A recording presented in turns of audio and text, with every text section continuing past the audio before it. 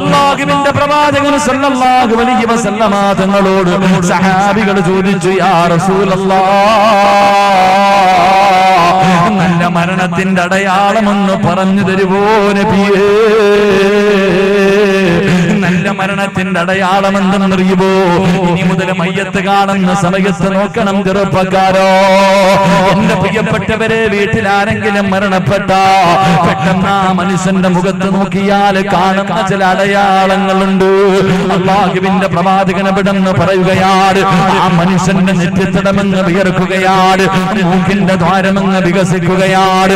പടച്ചവനെ, മുഖത്ത് വല്ലാത്ത പ്രകാശമാ, മുഖത്ത് വല്ലാത്ത പ്രകാശമാ, ചുണ്ടിലും പുഞ്ചിരിയാ.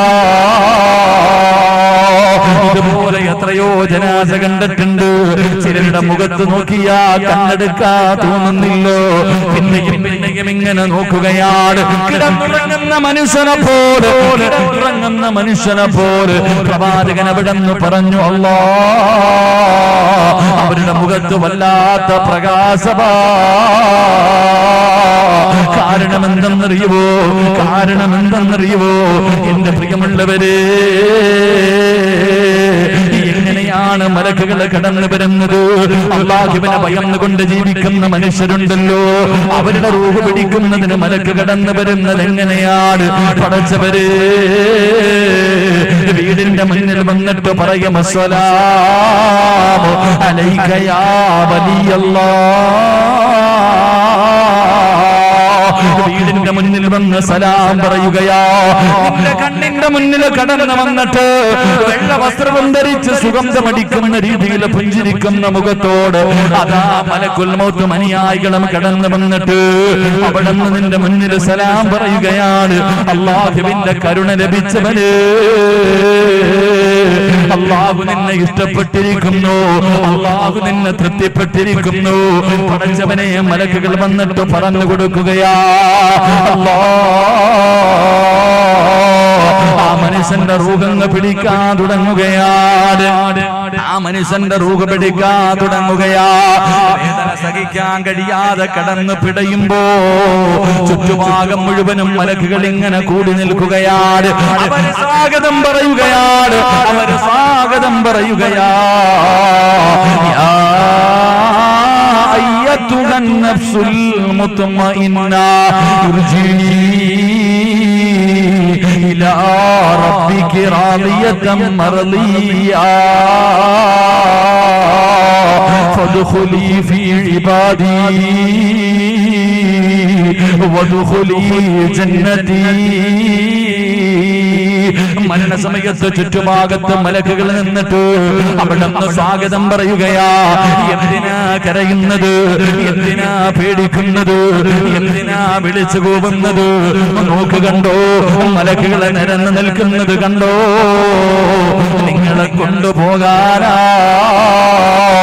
നിങ്ങളുടെ റൂഹിനെ സ്വീകരിക്കാനാ. അതുകൊണ്ട് കരയല്ലേ.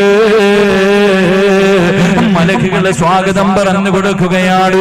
പടച്ചവനെ, അവസാനം ആ മനുഷ്യന്റെ അവയവങ്ങളുണ്ടല്ലോ, ഒരു കാല് മറ്റൊരു കാലിനോട് സലാം പറയുകയാ. ഇനി ഖിയാമത്ത് നാളിൽ കാണാം പടച്ചവനെ ശരീരത്തിന്റെ ഓരോ അവയവങ്ങൾ പരസ്പരം സലാം പറയുകയാ. അവിടെ നിന്ന് റൂഹ് പിടിച്ച് പടച്ചവരെ തൊണ്ണുകുഴിയുടെ ഭാഗത്തേക്ക് കടന്നു വരുമ്പോ മലക്കുകളെ നരകം ഇങ്ങനെ കാണിച്ചു കൊടുക്കുകയാണ്. പടച്ചുറപ്പിന്റെ അദാബുകൾ കൊണ്ട് നിറച്ച നരകം ഇങ്ങനെ കാണിച്ചു കൊടുക്കുകയാ. എന്നിട്ട് ആ മനുഷ്യരോട് പറയുന്ന, മനുഷ്യ, ഈ നരകത്തിൽ നിന്നാണ് നിങ്ങൾ രക്ഷപ്പെട്ടത്, ഈ നരകത്തിൽ നിന്നാണ് നിങ്ങൾ രക്ഷപ്പെട്ടത്. നിങ്ങളുടെ വാസസ്ഥലം കാണണ്ടേ?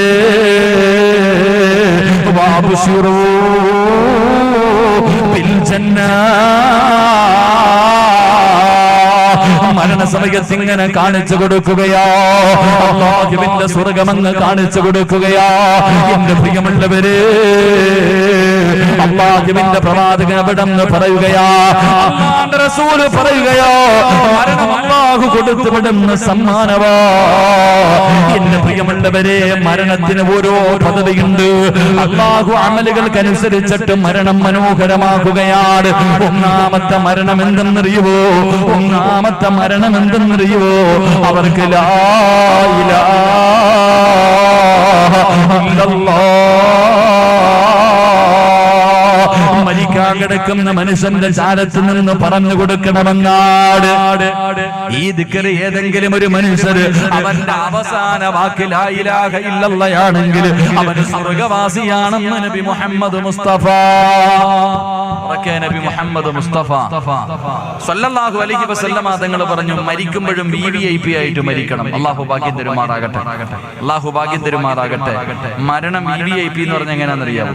ചില ആൾക്കാർ മരിക്കുന്ന സമയം അവന് ലാ ഇലാഹ ഇല്ലല്ലാഹ് ആരും പറഞ്ഞു കൊടുക്കണ്ട, സ്വമേധയാ ഓർമ്മയോടുകൂടി പറഞ്ഞിട്ട് ചിലര് മരിക്കുമെന്ന് നബി മുഹമ്മദ് മുസ്തഫ.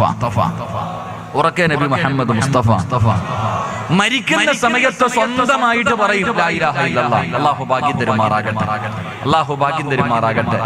രണ്ടാമത്തെ വിഭാഗം എങ്ങനെ മരിക്കണം? രണ്ടാമത്തെ വിഭാഗം ഈ സദസ്സിൽ ഇരിക്കുന്ന ആണുങ്ങളിലും പെണ്ണുങ്ങളിലും ഒന്നാമത്തെ വിഭാഗം ആരും പറഞ്ഞു കൊടുക്കാതെ ലാ ഇലാഹ ഇല്ലല്ലാഹ് പറഞ്ഞിട്ട് മരിക്കും. രണ്ടാമത്തെ വിഭാഗം അവരുടെ റൂഹ് പിടിക്കുന്ന മലക്ക് അസ്റായീൽ അലൈഹിസ്സലാം പറഞ്ഞു കൊടുക്കും. അസ്റായീൽ പറഞ്ഞു കൊടുക്കുമെന്ന് നബി മുഹമ്മദ് മുസ്തഫ. രണ്ടാമത്തെ വിഭാഗത്തിന് റൂഹ് പിടിക്കാമെന്ന മലക്ക് തന്നെ പറഞ്ഞു കൊടുക്കും ഷഹാദത്ത് കലിമ. അത് കേട്ട് പറഞ്ഞിട്ട് ചിലർ മരിക്കും. അല്ലാഹു ഭാഗ്യം തരുമാറാകട്ടെ. മൂന്നാമത്തെ വിഭാഗം ഇത്തിരി കൂടെ വിവിഐപികളാണ്. മൂന്നാമത്തെ വിഭാഗമാരാ? അവർ ഈ റൂഹ് പിടിക്കാൻ വന്ന മലക്കുണ്ടല്ലോ, ആ മലക്കിന്റെ നെറ്റിത്തടത്തിൽ എഴുതി വെച്ചിട്ടുണ്ട് ലാ ഇലാഹ ഇല്ലല്ലാഹ്. അസ്റായീൽ അലൈഹിസ്സലാമിന്റെ നെറ്റിത്തടത്തിൽ എഴുതി വെച്ചിട്ടുണ്ട് ലാ ഇലാഹ ഇല്ലല്ലാഹ്. അത് വായിച്ചിട്ട് മരിക്കുമെന്ന് നബി മുഹമ്മദ് മുസ്തഫ. നബി മുഹമ്മദ് മുസ്തഫ. നാലാമത്തെ വിഭാഗം ആരെങ്കിലും അടുത്ത് നിന്നിട്ട് പറഞ്ഞു കൊടുക്കും, അത് കേട്ട് പറഞ്ഞിട്ട് മരിക്കുമെന്ന് നബി മുഹമ്മദ് മുസ്തഫ. അല്ലാഹു ഈ നാല് കൂട്ടത്തിൽ ഏതെങ്കിലും ഒരെണ്ണത്തിൽ നമ്മളെ പെടുത്തുമാറാകട്ടെ. ഏതെങ്കിലും ഒരെണ്ണത്തിൽ ഒന്നി നീ സ്വന്തം പറയണം, അല്ലെങ്കിൽ അസ്റായീൽ പറയുന്നത് കേട്ടിട്ട് പറയണം, അല്ലെങ്കിൽ അസ്റായീലിന്റെ മുഖത്ത് നോക്കി വായിച്ചിട്ട് മരിക്കണം, അല്ലെങ്കിൽ നിന്റെ അടുത്ത് നിൽക്കുന്നവർ പറഞ്ഞു തരുന്നത് കേട്ടിട്ടെങ്കിലും പറയണം. അല്ലാഹു ഭാഗ്യം തരുമാറാകട്ടെ, അല്ലാഹു ഭാഗ്യം തരുമാറാകട്ടെ. ഈ നാല് വിഭാഗം ഏതാണെന്ന് എനിക്ക് ഇന്ന് നാളെയും പറയാനുള്ളത്. ഈ നാല് വിഭാഗം ആരാ ഇന്ന് നാളെയും പറഞ്ഞിട്ട് നമുക്ക് സന്തോഷത്തോടെ ദുആ ചെയ്ത് പിരിയണം. അല്ലാഹു ഭാഗ്യം തരുമാറാകട്ടെ, അല്ലാഹു ഭാഗ്യം തരുമാറാകട്ടെ. നിർത്താറായോ? 11 മണിയായി.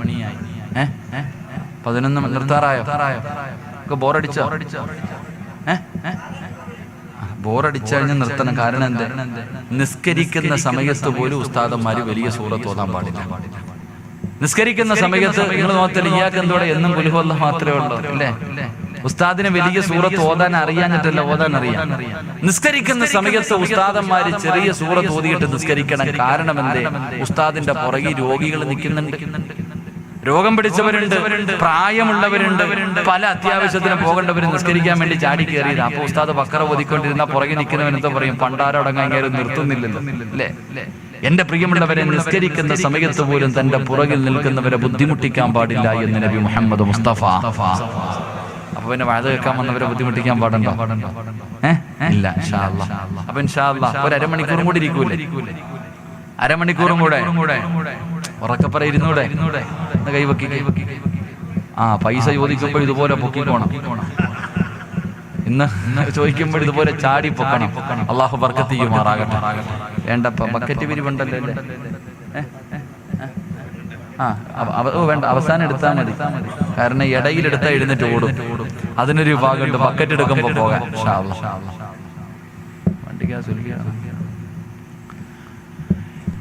എന്റെ പ്രിയമുള്ള സഹോദരങ്ങളെ, അല്ലാഹുവിന്റെ പ്രവാചകൻ സല്ലല്ലാഹു അലൈഹി വസല്ലമ തങ്ങൾ പ്രവാചകൻ അവിടെന്ന് പറഞ്ഞു തരികയാണ്.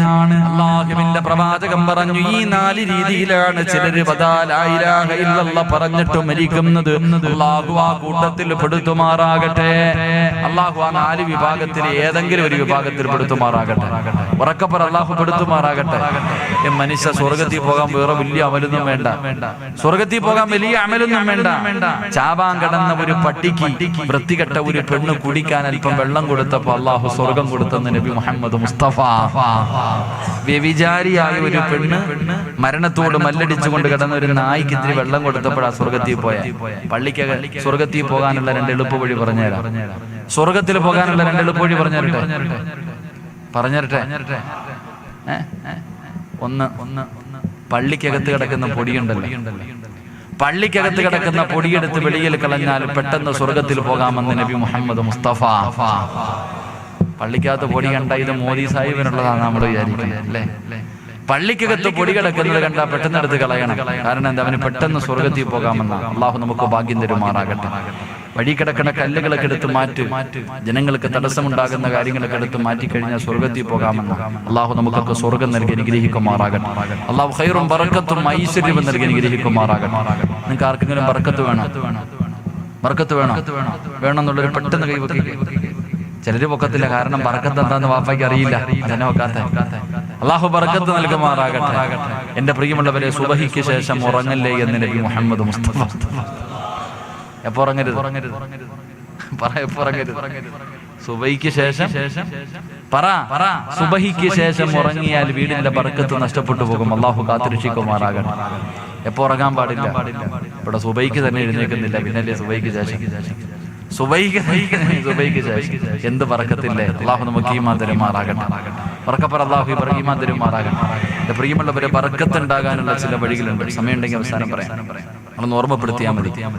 എന്റെ പ്രിയമുള്ള സഹോദരങ്ങളെ, അല്ലാഹുവിന്റെ പ്രവാചകൻ സല്ലല്ലാഹു അലൈഹി വസല്ലമ തങ്ങൾ പറയുകയാ, എല്ലാവർക്കും വല്ലാത്ത ആഗ്രഹമാണ് മരണസമയത്ത് ലാ ഇലാഹ ഇല്ലല്ലാഹ് പറയണമെന്ന്. വല്ലാത്ത മോഹമാണ്, വല്ലാത്ത കൊതിയാണ്. എങ്കിൽ അല്ലാഹുവിന്റെ റസൂൽ പറയുകയാ, ചിലർക്ക് ലാ ഇലാഹ ഇല്ലല്ലാഹ് പറഞ്ഞു കൊടുത്താൽ, ചില ആൾക്കാരുണ്ടല്ലോ, ഈ സദസ്സിലിരിക്കുന്ന ചില ആൾക്കാരുണ്ടല്ലോ, അവര് മരണത്തോട് മല്ലടിച്ചു കൊണ്ടിരിക്കുകയാണ്, സക്കറാത്തിന്റെ അവസ്ഥയിൽ കിടക്കുകയാണ്. ആ മരണത്തോട് മല്ലടിച്ചു കൊണ്ടിരിക്കുന്ന സമയത്ത് ആ മനുഷ്യന്റെ ചാരത്ത് നിന്ന് ലാ ഇലാഹ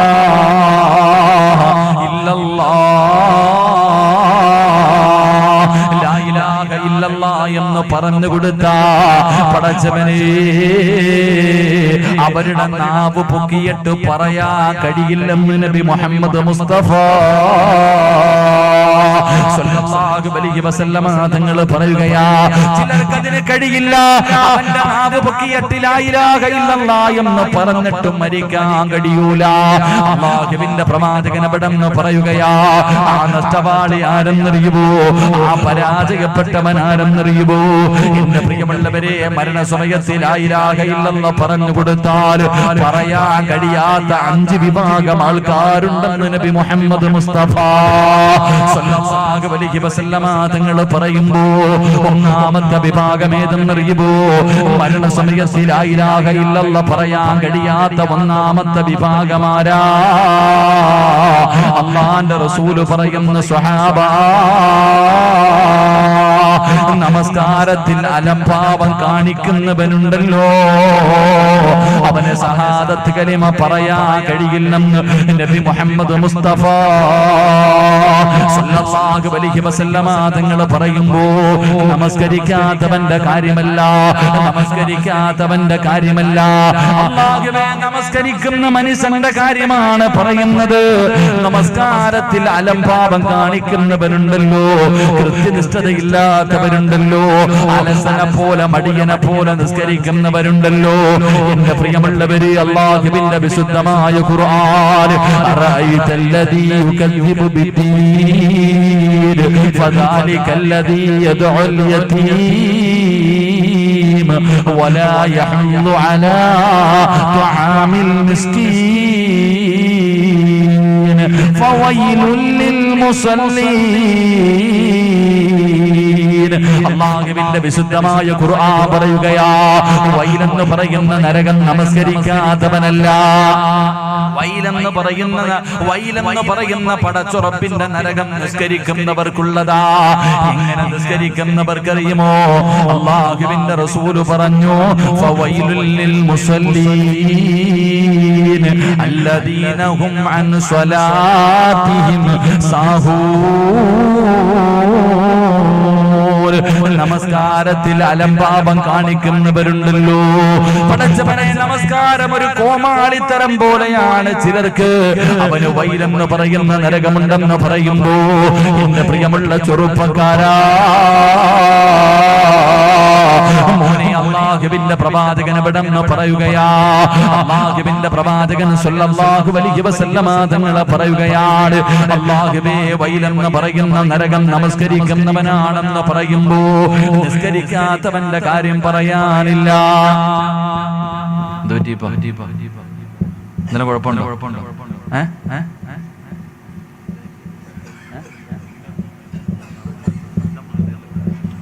ഒന്നുമില്ല. കൂടിപ്പോയാൽ മരിക്കും, അതിൽ കൂടുതലൊന്നും ഇല്ലല്ലോ.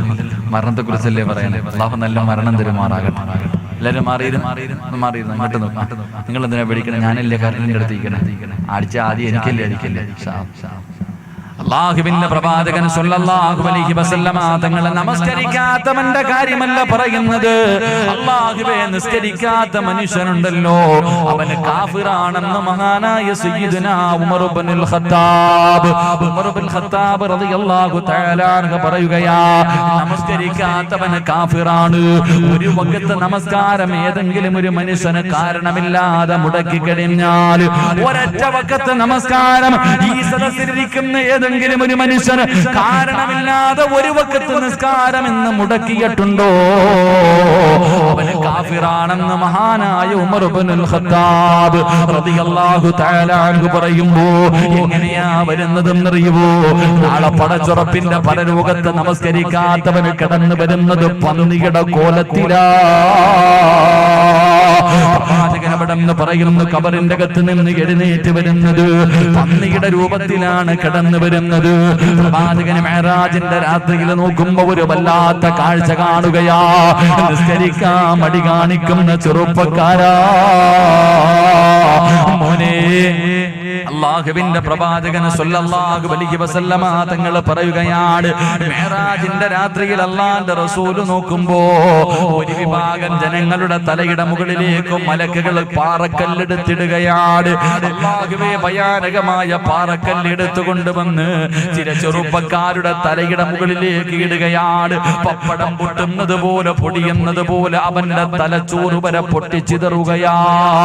എന്നിട്ട് താഴെ വീണ കല്ല് രണ്ടാമതും മലക്കുകൾ എടുത്തിട്ട് തിരിച്ചു വരുമ്പോ ആ പൊട്ടിയ തല പഴയ രൂപത്തിലേക്ക് തിരിച്ചു വരികയാണ്.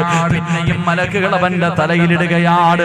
അല്ലാഹുവിന്റെ റസൂൽ ചോദിക്കുന്നു, ജിബ്രീൽ, മൻ ഹൗലാഇ യാ ജിബ്രീൽ, ഈ വൃത്തികെട്ടവരാരാണ് ജിബ്രീലേ? നബിയേ, നിസ്കാരം ഉപേക്ഷിക്കുന്നവരാ നബിയേ. അല്ലാഹുവിന്റെ പ്രവാചകനോട് വിടന്ന് പറഞ്ഞു കൊടുക്കുമ്പോ, എന്റെ പ്രിയമുള്ളവരെ, നമ്മളിൽ പലരും നിസ്കരിക്കുന്നവരാ. പക്ഷേ നമ്മുടെ നിസ്കാരം ഒരു കളിയാണല്ലോ. നമ്മുടെ നമസ്കാരം പടച്ചവനെ അതൊരു കോമാളിത്തരം പോലെയാ.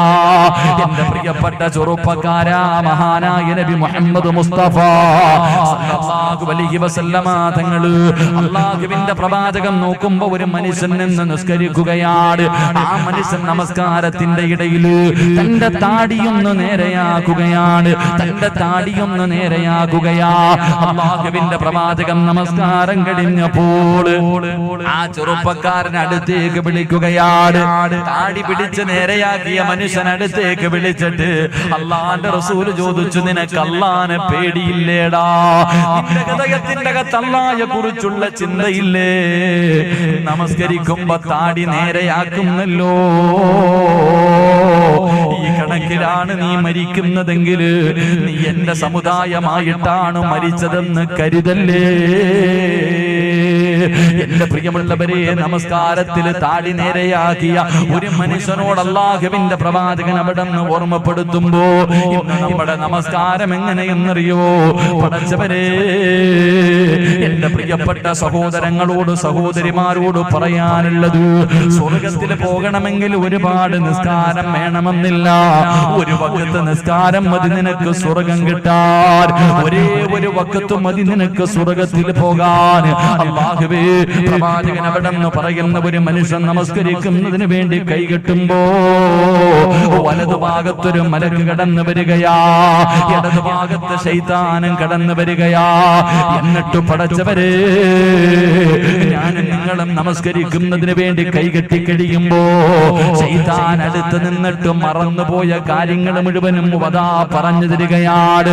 നമസ്കരിക്കാൻ കൈകെട്ടി നിൽക്കുന്ന മനുഷ്യന്റെ ചാരത്ത് ശൈത്താൻ വന്ന് നിന്നിട്ട് പഴയ കാര്യങ്ങൾ മുഴുവനും പറഞ്ഞു തരികയാണ്, മറന്നുപോയ കാര്യങ്ങൾ ഓർമ്മപ്പെടുത്തുകയാണ്. ആ സമയത്ത് വലതുഭാഗത്ത് നിൽക്കുന്ന മലക്ക് പറയുന്നു, മനുഷ്യ, നീ അല്ലാഹുവിന്റെ മുന്നിലാ നിൽക്കുന്നത്, നീ അല്ലാഹുവിന്റെ മുന്നിലാ നിൽക്കുന്നത്. അവന് പറയുന്നത് അനുസരിക്കല്ലേ? എന്റെ പ്രിയമുള്ളവരെ, മലക്ക് നമ്മളോട് പറഞ്ഞു തരികയാ, അല്ലാഹുവേ, നമസ്കാരത്തിന്റെ സമയത്ത് സുജൂദ് ദീർഘിപ്പിക്കണമെന്നാണ്. ഒരുപാട് നേരം സുജൂദ് ചെയ്യണമെന്നാ. കാരണം എന്തെന്നറിയുമോ? പാപങ്ങൾ മുഴുവനും തലയുടെ മുകളിലേക്ക് വരികയാണ്. ഒരു മനുഷ്യൻ സുജൂദിൽ കിടക്കുമ്പോ അവൻ ചെയ്ത പാപങ്ങൾ മുഴുവനും അവന്റെ തലയുടെ മുകളിൽ വരും. എന്നിട്ടതാ പാപങ്ങൾ ഇങ്ങനെ പൊടിഞ്ഞു വീഴുമെന്ന് നബി മുഹമ്മദ് മുസ്തഫ സല്ലല്ലാഹു അലൈഹി വസല്ലമ തങ്ങൾ പറയുകയാ, ഉണക്ക മരത്തിൽ നിന്ന് ഇലകൾ പൊഴിഞ്ഞു വീഴുന്നത് പോലെ ഒരു മനുഷ്യൻ നിസ്കരിക്കുന്ന സമയത്ത് സുജൂദിൽ കിടക്കുമ്പോ അവന്റെ തലയിൽ നിന്ന് ഇങ്ങനെ പാപങ്ങൾ പൊഴിഞ്ഞു വീഴുകയാ. നമസ്കാരം കഴിയുമ്പോ അല്ലാഹുവേ, ശൈത്താൻ പറഞ്ഞതനുസരിച്ച മനുഷ്യനോട് മലക്ക് പറയുന്നു, എടാ പരാജയപ്പെട്ടവനെ, ഞാൻ പറഞ്ഞത് കേട്ടിരുന്നെങ്കിൽ നിനക്ക് അല്ലാഹു സ്വർഗം തരുമായിരുന്നു. നീ നരകവാസിയായി പോയല്ലോ. പടച്ചവനെ, അല്ലാഹുവിനെ ഭയന്നുകൊണ്ട് നിസ്കരിക്കുന്ന ഒരു മനുഷ്യന് 2 റക്അത്ത് നിസ്കരിച്ച് കഴിയുമ്പോ അവന്റെ ഉമ്മ പ്രസവിച്ചതുപോലെ മാറുകയാണ്. സർവ്വ പാപങ്ങളും അല്ലാഹു പുറത്തു കൊടുക്കുകയാ. മലക്കുകൾ പറയുന്നു, നീ എത്ര വലിയ ഭാഗ്യവാനാ, നീ സ്വർഗത്തിന്റെ അവകാശിയാണല്ലോ, നിനക്ക് സ്വർഗമുണ്ടല്ലോ. സ്വർഗത്തിന്റെ കവാടത്തിന്റെ മുന്നിൽ നിന്റെ പേരെഴുതി വെക്കുമെന്ന് നബി മുഹമ്മദ് മുസ്തഫ സല്ലല്ലാഹു അലൈഹി വസല്ലമ തങ്ങൾ പറയുമ്പോ, ചെറുപ്പക്കാരാ, 2 റക്അത്ത് നിസ്കാരം മതി മോനെ, ഒരു വഖത്ത് നിസ്കാരം മതി പടച്ച റബ്ബിന്റെ സ്വർഗം നിനക്ക് കിട്ടാ. എങ്ങനെ നിസ്കരിക്കണമെന്നറിയോ? എങ്ങനെ നിസ്കരിക്കണമെന്നറിയോ? മഹാനായ ഉർവ റളിയല്ലാഹു തആല അൻഹു, അല്ലാഹുവിന്റെ പ്രവാചകന്റെ സ്വഹാബിയാണ് ഉർവ റളിയല്ലാഹു തആല അൻഹു. തന്റെ വിരൽ പഴുക്കുകയാണ്, തന്റെ കാലിന്റെ വിരലിൽ പഴുപ്പായി. വൈദ്യന്മാര് പറഞ്ഞ് വിരൽ മുറിച്ച് കളയണം, അല്ലെങ്കിൽ പഴുപ്പ് മുകളിലേക്ക് കയറും. ഉർവതങ്ങൾ പറഞ്ഞ് എനിക്ക് നിസ്കരിക്കണം, ഉർവതങ്ങൾ പറഞ്ഞ് എനിക്ക് നിസ്കരിക്കണം. അല്ലാഹുവേ, കാലിന്റെ വിരലിൽ നിന്ന് പഴുപ്പ് കയറി കാൽപത്തി മുഴുവനും പഴുപ്പായി. അപ്പോഴും വൈദ്യന്മാര് പറഞ്ഞ് കാല് മുറിച്ചു മാറ്റിയില്ലെങ്കിൽ അതാ കാലിന്റെ മുകളിലേക്ക് പഴുപ്പ് കയറാൻ സാധ്യതയുണ്ട്. ഉർവതങ്ങൾ സമ്മതിച്ചില്ല. അവസാനം തന്റെ കാലിന്റെ അതാ മുട്ടിന്റെ ഭാഗം വരെ പഴുപ്പിങ് മുകളിലേക്ക് കയറുമ്പോ അവസാനം ഉർവതങ്ങളോട് റളിയല്ലാഹു തആല അൻഹുവിനോട് വൈദ്യന്മാര് പറഞ്ഞു, തങ്ങളെ, കാല് മുറിച്ചു മാറ്റിയില്ലെങ്കിൽ മുകളിലേക്ക് പഴുപ്പ് കയറാൻ സാധ്യതയുണ്ട്. ഇനിയെങ്കിലും ഞങ്ങൾ പറയുന്നതൊന്നനുസരിക്ക്. അവസാനം റളിയല്ലാഹു തആല അൻഹു അവിടുന്ന് കാല് മുറിക്കാൻ സമ്മതിക്കുകയാ. അവസാനം വൈദ്യന്മാരിതാ ഒരു പാത്രത്തിൽ കള്ള് കൊണ്ടുവരികയാണ്.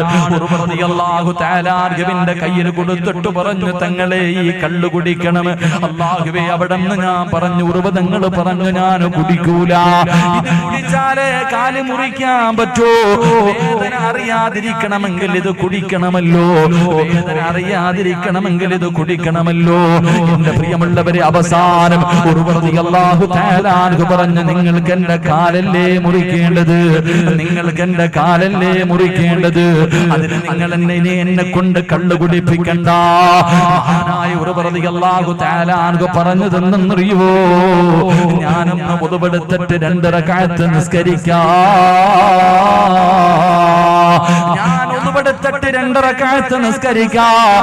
ആ നിസ്കരിക്കുന്ന സമയത്ത് നിങ്ങളെ കൊണ്ട് കഴിയുമെങ്കിൽ നിങ്ങൾ എന്റെ കാല് മുറിച്ചു മാറ്റിക്കോ. എന്റെ പ്രിയപ്പെട്ട മുസ്ലിമേ, ഉമർ റളിയല്ലാഹു തആല അൻഹു വുദുവെടുത്തു. അവിടുന്ന് നിസ്കരിക്കുന്നതിന് വേണ്ടി അല്ലാഹുവേ അതാ വജ്ജഹത്ത് ബോധി കൈകെട്ടിയതാ വജ്ജഹത്ത് ബോധി അവിടുന്ന് ഫാത്തിഹ ബോധി സൂറത്ത് തുടങ്ങുമ്പോ വൈദ്യന്മാര് കാല് മുറിക്കുകയാ. ഒരു മരുന്നും കൊടുക്കാതെ, അല്ലാഹുവേ മയക്കാതെ ഉമർ റളിയല്ലാഹു തആല അൻഹുവിന്റെ പച്ചയായ ഒരു മനുഷ്യന്റെ കാല് മുറിക്കുകയാണ്. അല്ലാഹുവേ ഉറുവതങ്ങൾ അറിഞ്ഞില്ല. ഞാനും നിങ്ങളും ഒരു കൊതുവ് കടിച്ചാ തിരിച്ചറിയുമല്ലോ. അല്ലാഹുവേ ഉമർ റളിയല്ലാഹു തആല അൻഹുവിന്റെ ഒരു കാലവരങ്ങ് വെട്ടിമുറിച്ചു. പടച്ചവനെ തങ്ങൾ അറിഞ്ഞില്ല. കാലിലൂടെ രക്തം ഇങ്ങനെ ഒലിക്കുകയാണ്. ബ്ലഡ് നിൽക്കാതെ ഇങ്ങനെ ഒലിക്കുമ്പോ സൈതന്നെ തിളപ്പിച്ചിട്ട് ചോര നിൽക്കുന്നതിന് വേണ്ടി രക്തം നിൽക്കുന്നതിന് വേണ്ടി എന്ന് ചെയ്തിരുന്നത് അല്ലാഹുവേ സൈതന്നെ തിളപ്പിച്ചിട്ട് മുക്കുകയാ. തിളച്ച എണ്ണ തന്റെ മുറിച്ച കാലിലേക്ക് മുക്കുമ്പോ സുബ്ഹാനല്ലാഹ്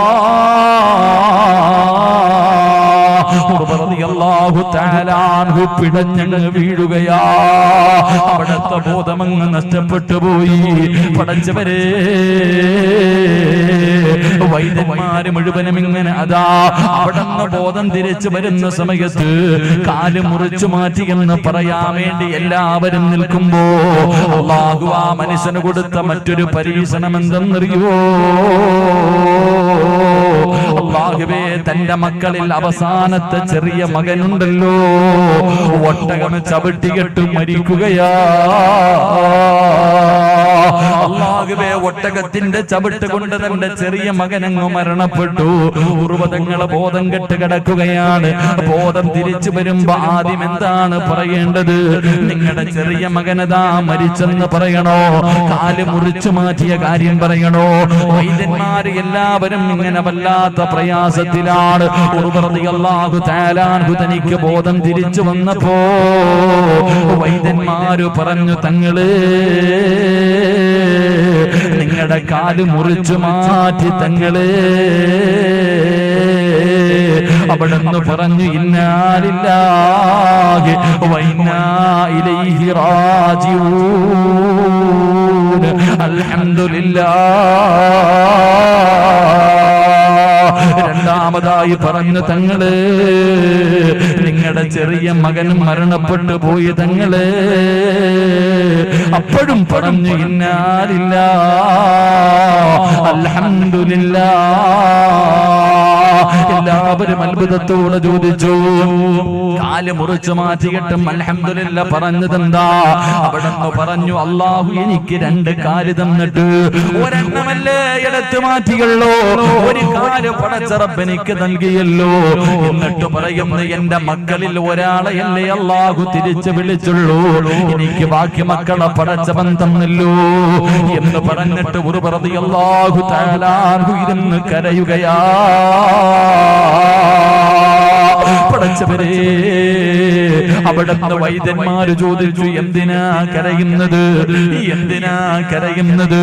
അവിടുന്ന് പറഞ്ഞു, ഇനി മുതൽ എനിക്ക് ഒരുപാട് നേരം നിന്ന് നിസ്കരിക്കാൻ കഴിയില്ലല്ലോ അല്ലാഹ്.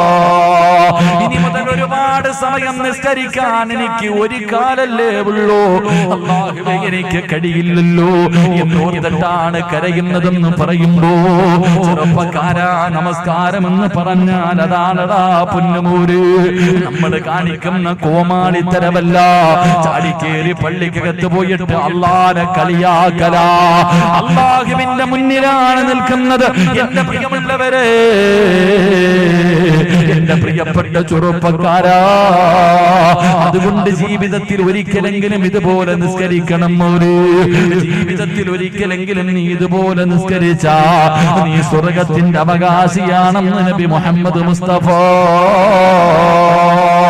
സല്ലല്ലാഹു അലൈഹി വസല്ലമ തങ്ങൾ പറയുമ്പോ എങ്ങനെ നിസ്കരിക്കണമെന്നറിയോ, എങ്ങനെ നിസ്കരിക്കണമെന്നറിയോ? എന്റെ പ്രിയമുള്ളവരെ, എന്ന് നമ്മളെ നമസ്കരിക്കുന്നത് കാണുമ്പോ ശൈത്താൻ പോലും നമ്മുടെ നമസ്കാരം കണ്ടിട്ട് ചിരിക്കുകയാ. പടച്ചവനെ, എങ്കിലും ചില ആൾക്കാര് നിസ്കരിക്കുന്നത് കാണുമ്പോ ശൈത്താൻ കരയുമെന്നാ. എന്റെ പ്രിയപ്പെട്ടവരെ, ജീവിതത്തിൽ ഒരിക്കലെങ്കിലും നല്ലതുപോലെ നിസ്കരിക്കാൻ കഴിയണമെങ്കിൽ ഒന്നാമതായി ചെയ്യേണ്ടത് എന്തെന്നറിയോ? ഒരു മഹാൻ ഒതുപെടുക്കുന്ന സമയത്ത് കരയുകയോ.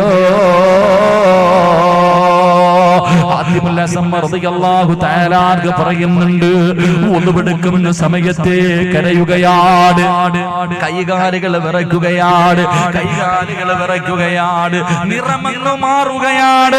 അല്ലാഹുവേ, ഹൗലുങ്കരയിൽ നിന്ന് ഒന്നുപെടുക്കുന്ന സമയത്ത് പോലും നിറമങ്ങ് മാറുകയാ.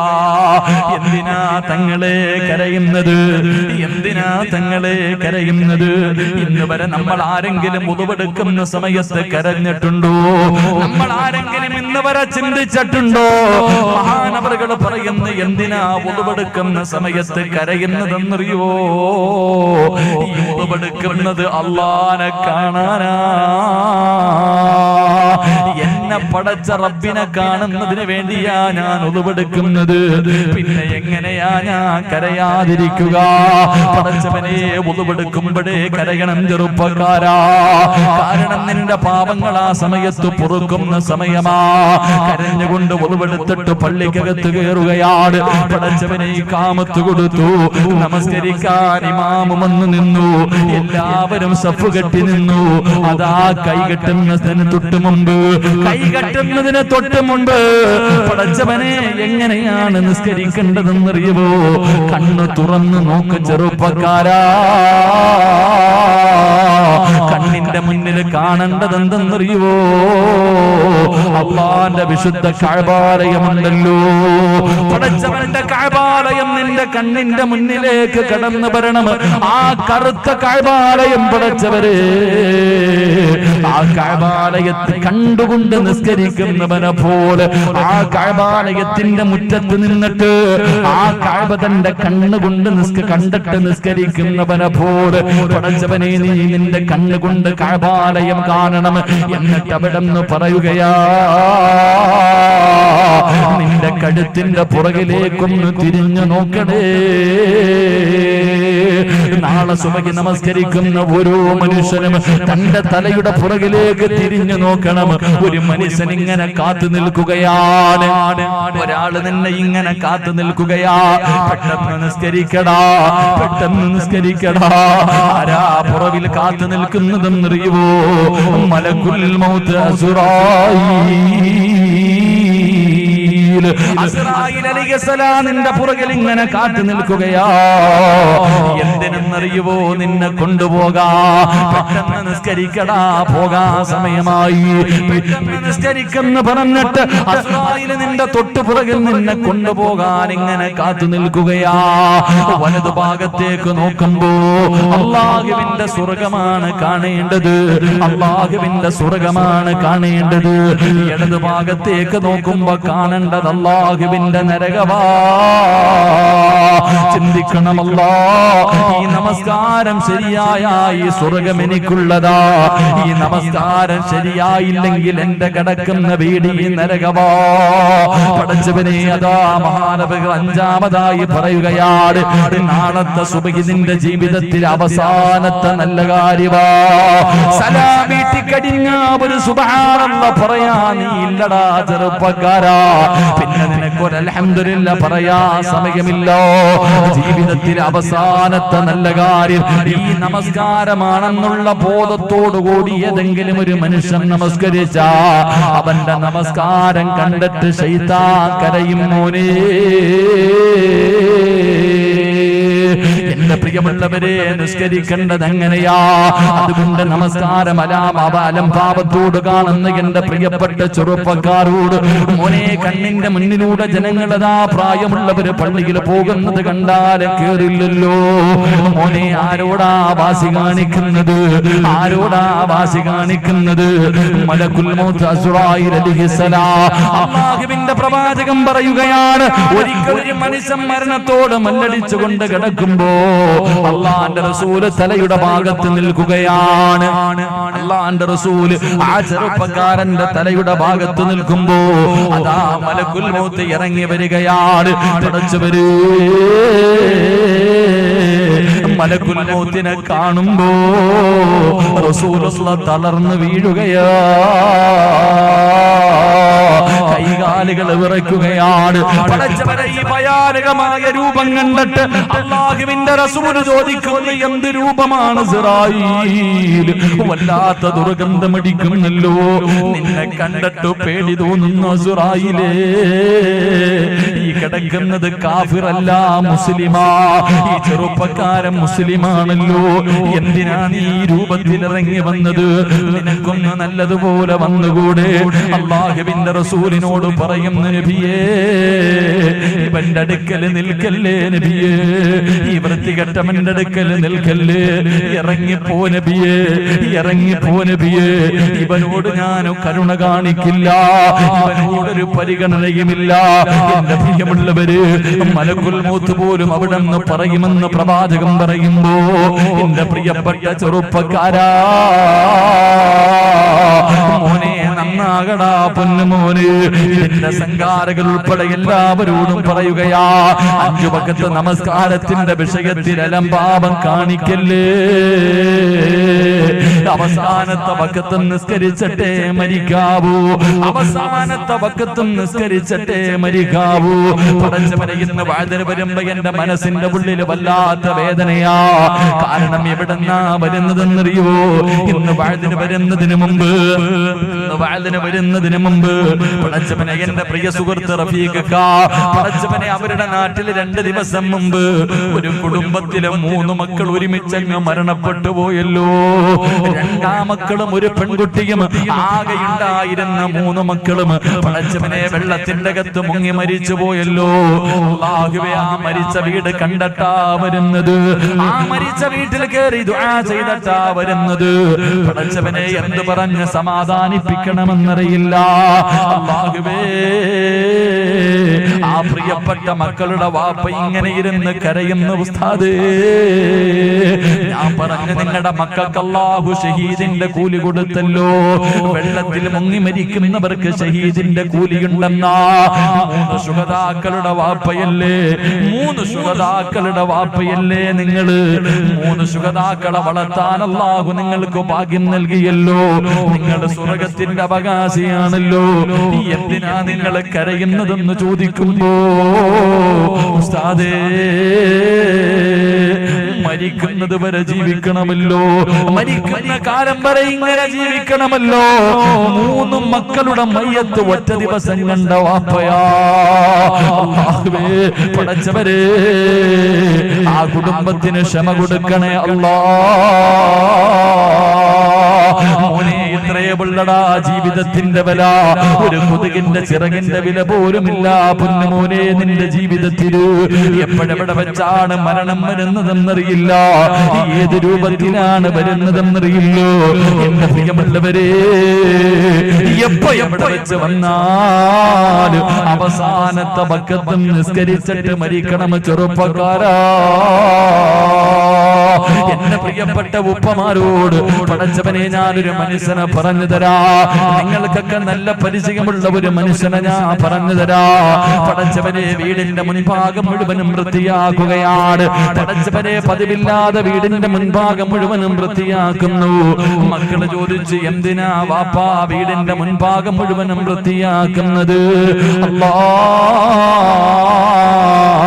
വാപ്പ മക്കളോട് പറഞ്ഞു, നിങ്ങൾക്കത് പിന്നെ മനസ്സിലാ. മനസ്സിലാകും.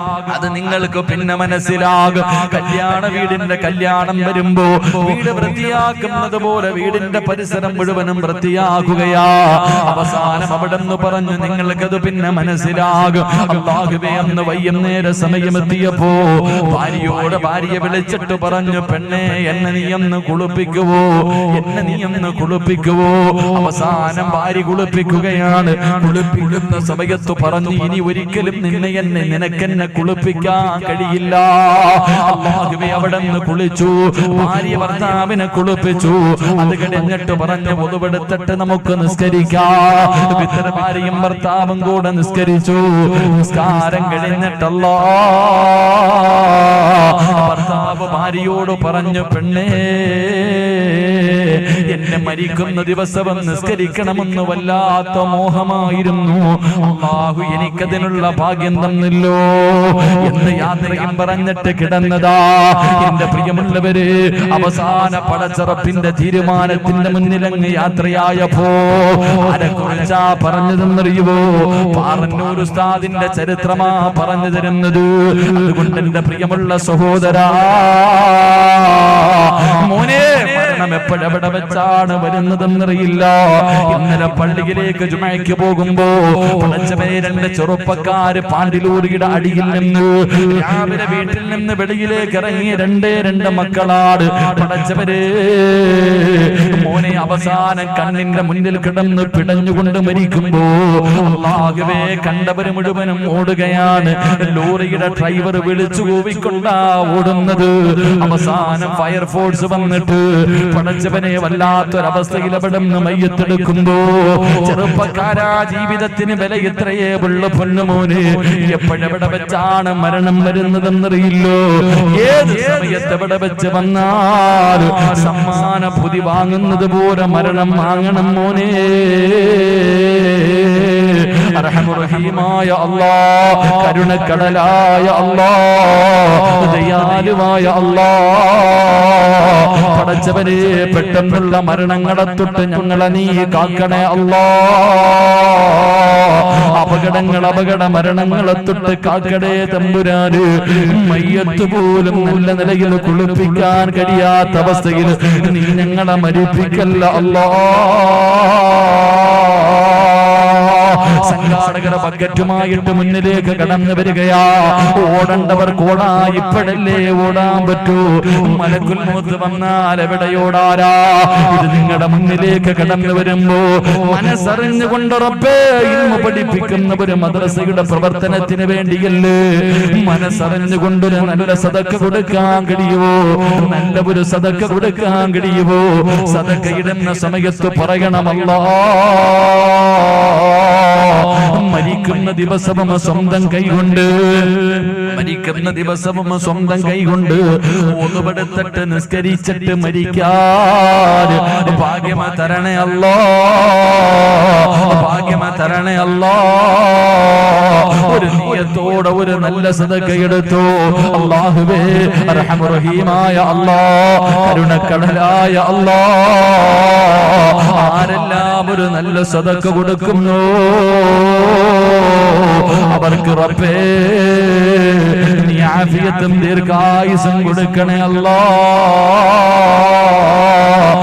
ഏതെങ്കിലും ഒരു മാരകമായ രോഗത്തിന്റെ അണുക്കൾ അവരുടെ ശരീരത്തിലുണ്ടെങ്കിൽ ഈ സദഖയുടെ ബർക്കത്ത് കൊണ്ട് കരിച്ച് കളയണേ അല്ലാഹ്. ഈ അവരിട്ട് നരകിപ്പിക്കല്ല റബ്ബേ. ഈ സദഖ അതിനൊരു സബബാക്കണേ അല്ലാഹ്. അല്ലാഹു സ്വീകരിക്കുമാറാകട്ടെ. മൈക്ക് സെറ്റുകാരൻ എന്താ പറ്റി, ഇന്നെല്ലാം പോയെന്ന് തോന്നുന്നു. ഇന്ന് പോട്ടെട്ടാ, നാളെ ക്ലിയർ ആക്കിയേക്കണം കേട്ടോ. ഇന്നത്തേക്ക് ഒരു ദിവസം കേട്ടോ, നാളെ അതൊക്കെ ശരിയാക്കിക്കണം. അല്ലാഹു ഈമാൻ നൽകുമാറാകട്ടെ. പ്രവാചകൻ സല്ലല്ലാഹു അലൈഹി വസല്ലമ തങ്ങൾ പറഞ്ഞു,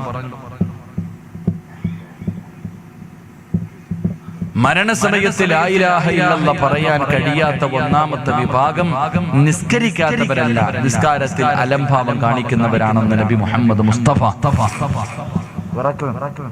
നബി മുഹമ്മദ് മുസ്തഫ ഒരു 3 സ്വലാത്ത് സല്ലല്ലാഹു അലാ മുഹമ്മദ്